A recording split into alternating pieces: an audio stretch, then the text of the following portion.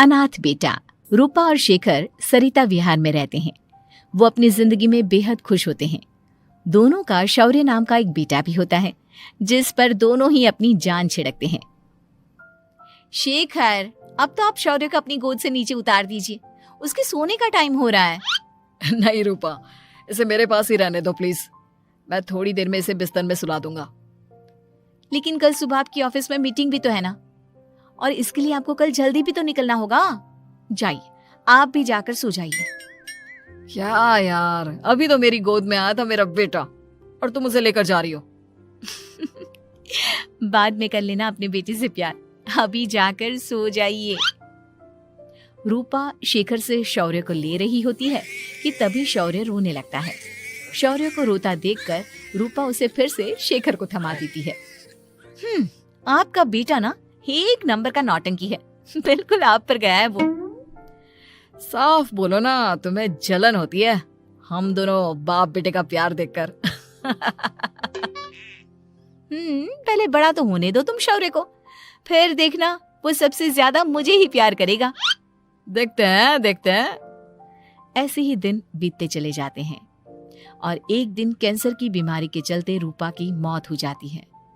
अब शौर्य 3 साल का हो चुका होता है, जिसके कारण उसकी दादी शेखर पर दूसरी शादी का दबाव बनाने लगती है। शेखर, शौर्य अभी बहुत छोटा है और उसे इस समय एक माँ के प्यार की बहुत जरूरत है। माँ, मुझे दूसरी शादी नहीं करनी। क्या पता जो दूसरी औरत आएगी वो मेरे बेटे को एक माँ का प्यार दे या ना दे। तो रूपा की छोटी बहन वैशाली से ही शादी क्यों नहीं कर लेता? वो तो शौर्य को एक माँ का प्यार पूरा दे सकती है ना। मैंने कहा ना माँ, मुझे दूसरी शादी नहीं करनी, और अपनी ही पत्नी के बहन से तो हरगिज नहीं। ऊपर से अगर रूपा देख रही होगी तो वो क्या सोचेगी? अपने लिए ना सही, लेकिन तुझे शौर्य के लिए तो शादी करनी ही पड़ेगी ना बेटा। शेखर कुछ कहता उससे पहले ही अंजुमन उसे रूपा की कसम दे देती है, जिसके आगे मजबूर होकर शेखर शादी के लिए हामी भर देता है। देखो वैशाली, मैंने तुमसे शादी सिर्फ अपने बच्चे के लिए की है। मैं चाहता हूं कि तुम उसे एक माँ का भरपूर प्यार दो। शौर्य, आपके साथ साथ मेरा भी कुछ लगता है। अगर आप मुझसे शादी नहीं भी करते तब भी मेरा प्यार शौर्य के लिए कभी कम या ज्यादा नहीं होता। शादी के कुछ दिनों बाद ही शेखर की माँ की भी मौत हो जाती है। वैशाली शौर्य को एक माँ से भी बढ़कर प्यार देती है। शौर्य को लेकर वैशाली का यूं निस्वार्थ प्यार देखकर शेखर को भी उससे प्यार हो जाता है और कुछ सालों बाद शेखर और वैशाली का भी लड़का हो जाता है।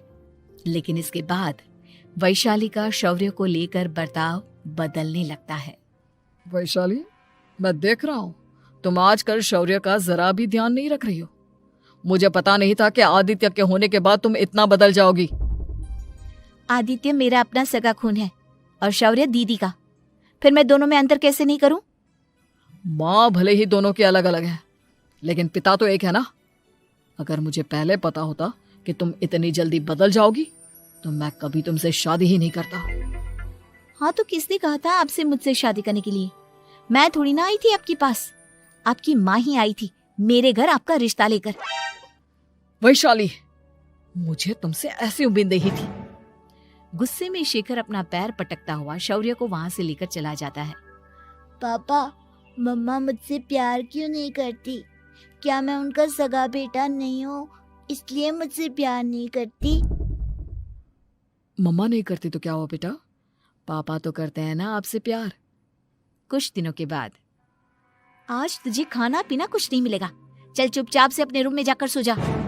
माँ, अब भाई को खाना क्यों नहीं दे रही हो? बेटा तू आराम से खाना खा, इस नालायक की चिंता मत कर। एक दिन खाना नहीं खाएगा तो मर नहीं जाएगा ये। अगर भैया नहीं खाएंगे तो मैं भी नहीं खाऊंगा। तू अपने भाई का भक्त क्यों बन रहा है? ये तेरा सौतेला भाई है, सगा नहीं जो तू लक्ष्मण बन रहा है। माँ, आपको इतना भी नहीं मालूम? श्री राम और लक्ष्मण सगे भाई नहीं थे। श्री राम माता कौशल्या और लक्ष्मण माता सुमित्रा की कोख से जन्मे थे। दोनों के सिर्फ पिता एक थे लेकिन माँ अलग थी। मुझे ज्यादा ज्ञान देने की जरूरत नहीं है, ये सतयुग और त्रेता युग नहीं है, समझे? आया बड़ा भाई का चमचा। इतना कहकर वैशाली वहां से चली जाती है। जिसके कुछ टाइम बाद शिखर वहां आता है और आदित्य उसे सारी बात बताता है। मुझे माफ कर दो शौर्य, तुम्हारी माँ के जाने के बाद मुझे दूसरी शादी का फैसला करना ही नहीं चाहिए था। अगर मैं दूसरी शादी नहीं करता तो शायद आज तुम्हारी ये हालत ना होती। नहीं पापा, अगर आप शादी नहीं करते तो मुझे आदित्य जैसा छोटा भाई कभी नहीं मिलता। थैंक यू मुझे इतना अच्छा भाई देने के लिए। तुम दोनों हमेशा ऐसे ही साथ रहना, फिर कोई भी तुम दोनों का कुछ नहीं बिगाड़ पाएगा। चलो मैं तुम दोनों को आइसक्रीम खिला कर लाता हूँ, बहुत भूख लग रही है ना। शिखर शौर्य और आदित्य को आइसक्रीम दिलाने लेकर जाता है। वो दोनों को पार्क में खड़ा करके आइसक्रीम लेने जा ही रहा होता है, तभी तेज रफ्तार से आती हुई एक गाड़ी उसे कुचल देती है और उसी पल शेखर की मौत हो जाती है, जिसके बाद शौर्य की जिंदगी नर्क से भी बदतर हो जाती है। सुन रहे चिरकुट, इस घर के किसी भी सामान को मेरी मर्जी के बगैर हाथ मत लगाना। इन सब पर अब तेरा कोई हक नहीं है, समझा? ठीक है माँ, मैं आपकी इजाजत के बगैर किसी चीज को हाथ नहीं लगाऊंगा। चल जाकर अब पूरे घर की सफाई कर। महज 7 साल का शौर्य वैशाली के कहने पर अपने नन्हे नन्हे हाथों से पूरे घर की सफाई करने लगता है। ऐसे ही दिन बीतने लगते हैं, लेकिन मासी से माँ बनी वैशाली को उस मासूम से बच्चे पर जरा भी तरस नहीं आता। क्यों शौर्य, ये घर में इतनी गंदगी कैसे हो रही है? ढंग से सफाई नहीं की है क्या तूने? माँ मैंने तो अच्छे से सफाई की थी, लेकिन आदित्य बार बार इधर उधर चलकर गंदा कर देता है। अच्छा, खुद से एक काम ढंग से नहीं होता और अपनी गलतियों का जिम्मेदार मेरे बेटे को ठहराता है। इतना कहकर वैशाली बांस का डंडा उठाकर शौर्य को जोर जोर से मारने लगती है। तभी वहां वैशाली के मायके वाले भी आ जाते हैं और उसकी सारी करतूतें देख लेते हैं। माँ मैं ऐसा क्या करूं जिससे आप मुझे भी आदित्य के जितना प्यार करोगी? बोलिए ना माँ, मेरे क्या करने से आपके अंदर मेरे लिए ममता जागेगी? वैशाली शौर्य की एक नहीं सुनती, उसके ऊपर डंडे बरसाती जाती है। हद पार होते देख वैशाली की माँ उसका हाथ पकड़ती है और जोर से उसे थप्पड़ मारती है। यही सब करने के लिए तूने दामाद जी से शादी की थी? हमने सपने में भी तुझसे ऐसी हरकत की उम्मीद नहीं की थी। तू माँ नहीं, माँ के नाम पर एक धब्बा है। बस कीजिए माँ, आदित्य के इस दुनिया में आने से पहले मैंने इसे बहुत प्यार किया था, लेकिन अब जब मेरी खुद की औलाद है तो मैं किसी और के बच्चे से प्यार क्यों करूं?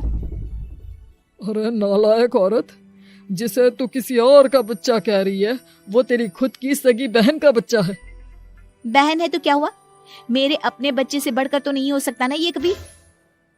अगर यही बात थी तो तू हमें पहले बता देती, हम शौर्य को अपने साथ ले जाते।